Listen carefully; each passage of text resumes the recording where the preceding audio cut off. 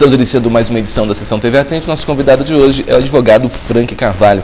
Frank, é um prazer recebê-lo aqui novamente na Sessão TV Atende. Muito obrigado pelo convite, João. Frank, um assunto que vem se tornando discussão aí em todo o país é a lei da empregada doméstica, que muito vem se falando e muitas dúvidas as pessoas ainda têm sobre essa questão de vínculo empregatício, como registrar, como fazer. É uma lei que chegou que ainda tem muitas dúvidas, tanto por parte do empregador e por parte da empregada. Bom, João, então, sem dúvida, tem muitas dúvidas de fato, tá? Bom, antes de mais nada, vamos aqui estabelecer uma distinção entre vínculo, relação de emprego e relação de trabalho, tá?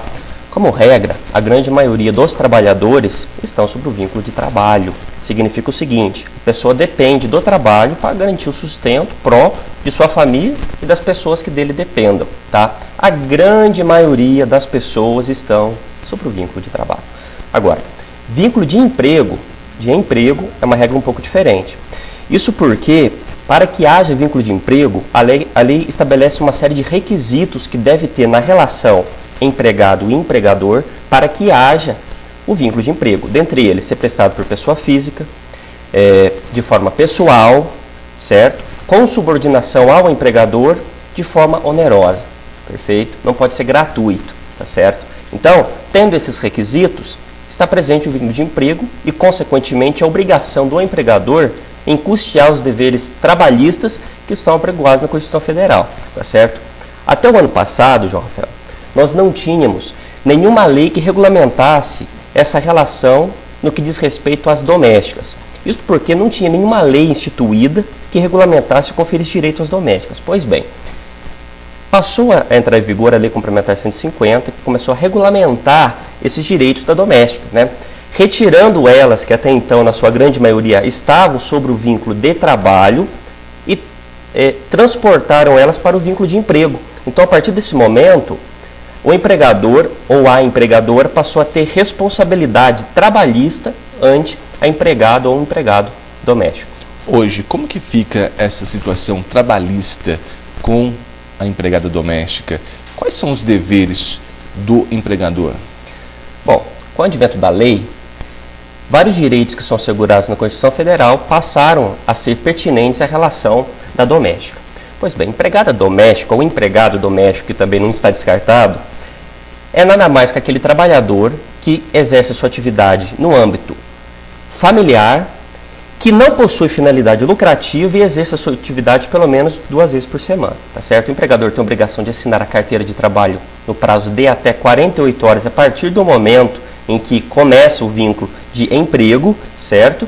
E detalhe, o prazo em horas. Significa o seguinte: com o advento da lei, aquela história de trazer a pessoa para trabalhar em casa, né, ter um vínculo de emprego e não registrar, está completamente afastado, perfeito?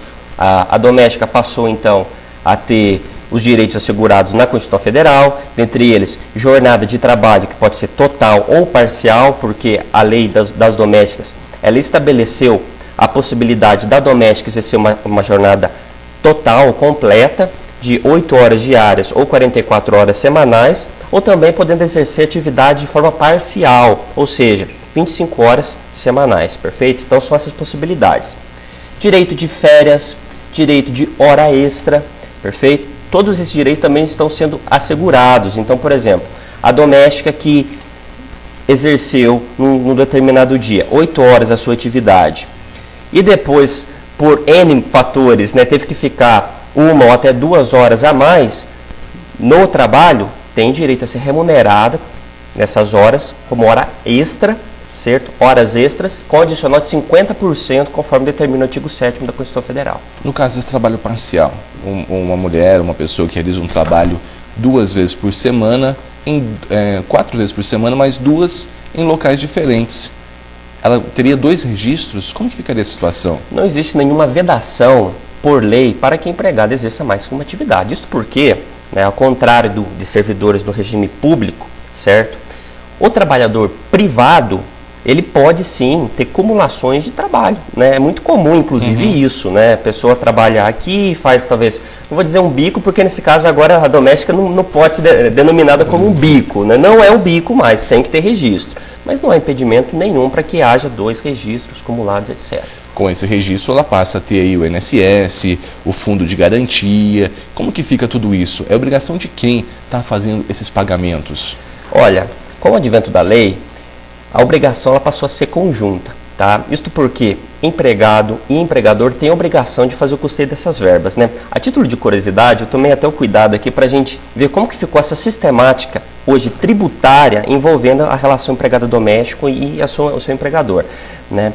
Veja bem, a lei instituiu o chamado Simples Doméstico, né? Que a gente tinha o Simples Nacional, né? Que era aplicada a empresas de médio porte, de pequeno porte, né? E agora temos o Simples Nacional, que é o mesmo sistema, né? Semelhantemente a esse sistema empresarial, mas agora aplicado na relação da doméstica.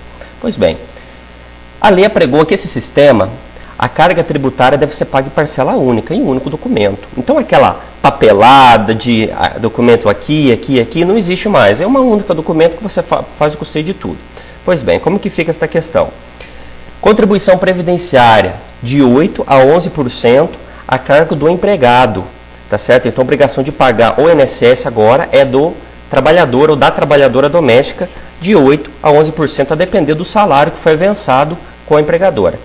Obrigação de pagar a chamada alíquota patronal, ou seja, o empregador ou empregadora doméstica passa a ter obrigação de pagar até 8% do salário a título de contribuição patronal para o INSS. Além disso, a gente tem a chamada contribuição social, que na verdade é uma espécie de um seguro, né, que vai ter que ser pago na hipótese de acidente de trabalho, alíquota de 0,8%. Né? E como se não bastasse, a gente tem também o depósito de 8% do fundo de garantia, que é pago pelo salário do trabalhador ou da trabalhadora doméstica, e ainda uma alíquota de 3,2% que é pago, tá certo, para, nesse caso, o custeio de uma chamada indenização securitária. É como se fosse um seguro-desemprego, um caso muito típico da lei da doméstica, que instituísse essa alíquota de 3,2% para custeio em eventuais casos de acidente de trabalho e etc. Entendeu? Então essa alíquota ela vai para custear isso. E, além de tudo, temos também o imposto de renda que vai ser calculado sobre essa alíquota. Né? Então, assim, tecendo até uma crítica com relação a essa nova legislação, João Rafael, de fato a carga tributária ficou muito onerosa. E por esse motivo, a maior parte, diria, dos empregadores e empregadoras domésticas que precisam de uma funcionária para ficar em casa, acabou desestimulando essa relação. Porque o empregador ou a empregadora vai pensar 2 vezes em chamar uma pessoa para trabalhar em casa, porque o ônus tributário foi muito maior, né? A gente percebe que tem um custo alto, um custo elevado, perfeito? Então a lei, ao mesmo tempo que ela protegeu a doméstica, ela, de uma contrapartida, ela desestimulou a relação de empregado doméstico, porque nem todos os empregadores vão querer, né, assumir tantas responsabilidades diante de uma lei que, diga-se de passagem, né, onerou excessivamente o bolso do empregador. O seguro-desemprego funciona normalmente também nesse caso? Normalmente, seguro-desemprego pago normalmente, fundo de garantia, hora extra, com adicional de 50%, essa sistemática continua no mesmo regime que hoje é aplicado a qualquer trabalhador de iniciativa privada, certo? Agora, um detalhe importante, é muito comum ao empregador ou empregadora disponibilizar ao empregado ou à empregada um quartinho, que é o quartinho da empregada, o quartinho do funcionário, né? Olha que interessante.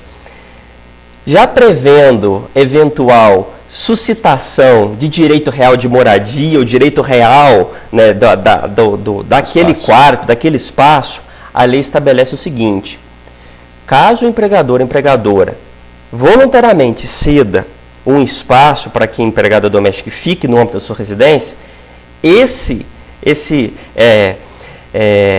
essa conferência desse direito de habitação não confere direito real de habitação, nem tampouco qualquer tipo de posse. Então, vamos dizer, cessado o vínculo de trabalho, de emprego no caso, a gente não está falando de trabalho, a gente está falando de emprego propriamente, né?